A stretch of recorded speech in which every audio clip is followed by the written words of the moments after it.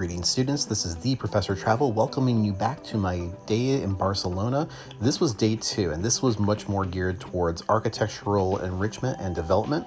Today we had a tour to walk about the city and actually explore a couple of key areas done by the famous architect Gaudi. We started in the business district on our way to one of the first sites from Gaudi, and probably the most famous one, which is La Sagrada Familia, which is the cathedral located in central Barcelona.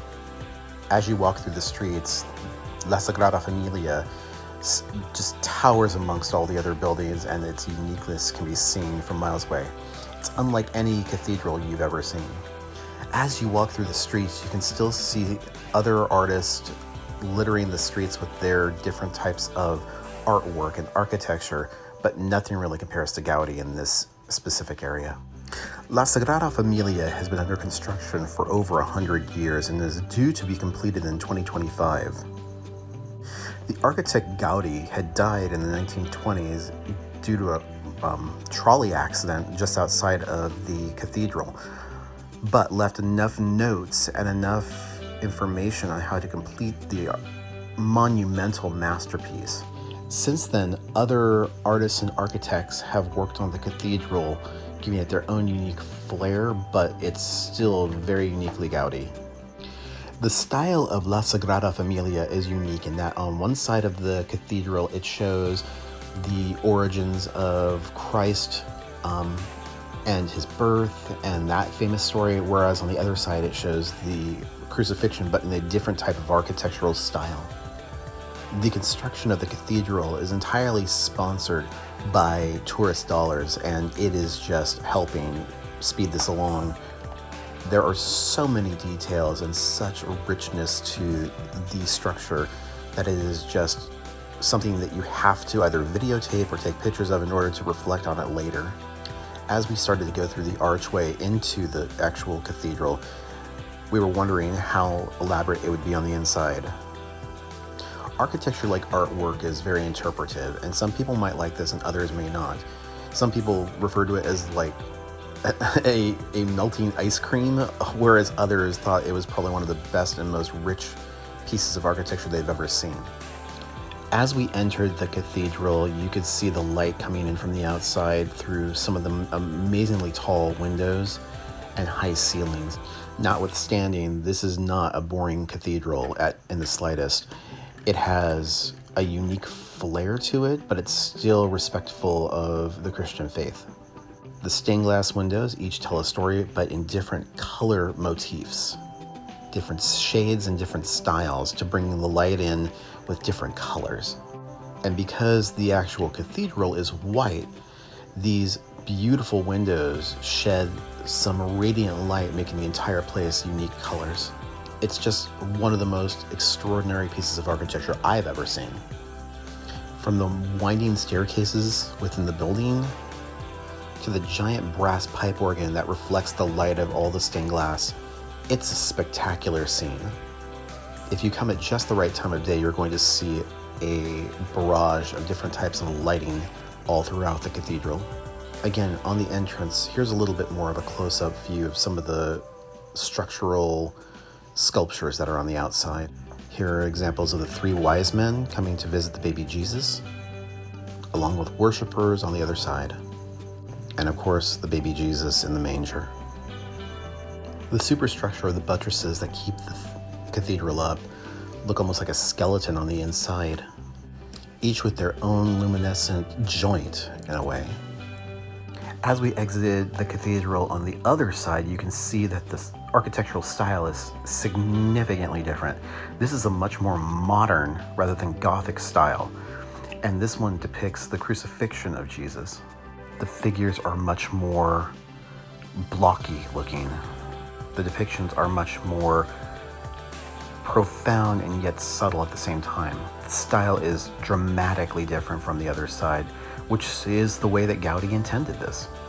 Also on display were a variety of different art pieces, including candelabra, that range in all shapes and sizes. The overall aesthetic of the place is not terribly old, but the style is very unique and very much something that everybody should see. Just an utterly beautiful display of different artwork and styles for the eyes to feast on, from the more traditional to the more abstract. Again, something a little bit more modern in the depictions of Jesus Christ. Here's a little bit of a closer look on the outside of the crucifixion of Jesus and the torture of Jesus. It is no wonder, and it should not come as a surprise, that this structure is taking well over 100 years in order to complete and perfect. Every inch of it tells a story, and every single inch of it is manicured perfectly. From the doors to the outside marble and concrete, it is extraordinary. I could spend weeks just looking at this one structure, but then again, we have to move on to some of the other areas of Barcelona. Next, our driver took us on a stroll up to one of the higher points of Barcelona where the Olympic Village was. The 1992 Summer Olympic Games were held in Barcelona, and this was the area that was created in order to give people an opportunity to see the games. Now they've turned it into a museum, as well as an area that you can see from all the views on top of Barcelona. The historical building nearby is also extraordinary and has beautiful architecture. As we drove through the city, we got glimpses of a variety of different things, including the Picasso Museum nearby, to ancient streets that have been here since the Middle Ages. Some of the walled foundations remain from where most of the city was either walled or had cathedrals that were back from the Middle Ages and the Dark Ages. Architectural styles here are mixed, and you'll sometimes see things that were influenced either through the Renaissance or through the Moorish occupation within Spain, but it is just breathtaking. There is a certain sense of uniformity here, and while there's a touch of modernness to everything, it's a good blend between the modern and the ancient. On display, this rather unassuming door is actually the oldest synagogue in Spain. From government buildings to the embattlements of superstructures to the beautiful shops that dot the immediate area, there's something for everybody.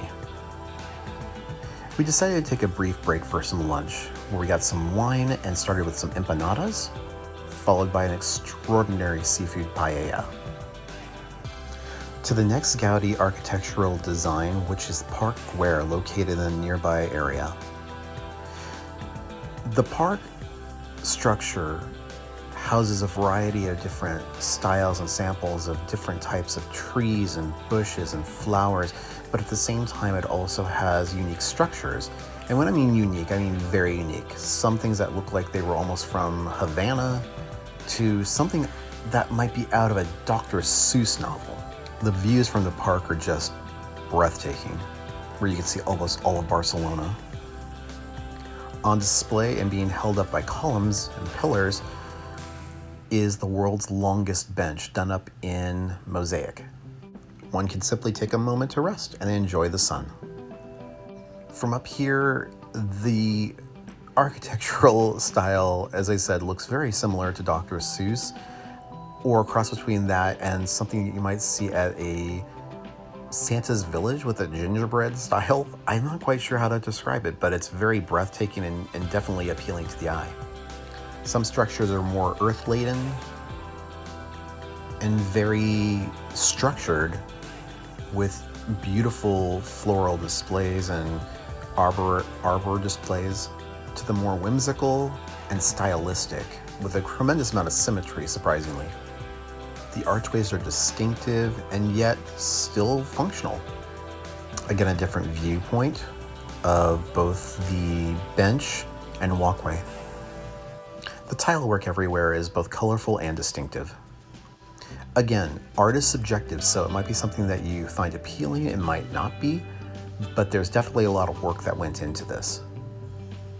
Finally, we made our way to a third architectural site from Gaudi. This one was an apartment series that Gaudi had designed in the late 1800s to the early 1900s, where it's, well, you just have to see it. It's really distinctive. The superstructure almost looks like bones that would hold up the ribs of a building, while the remaining portion of it is, again, very distinctive. The style lines allow you an inside view of the courtyard area that you walk up as you go through this really interesting structure.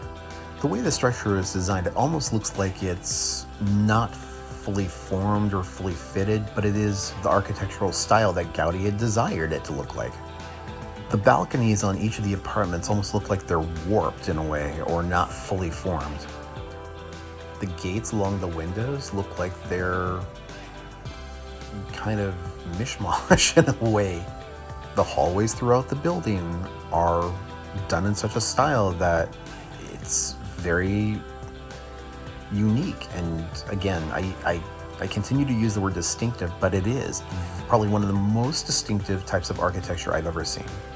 From the top of the building, you can see beautiful views of all of Barcelona. And again, as you can see, the ridge work on the side, very much almost like a layered potato chip in a way, where it just goes up and down, and it's just very distinctive.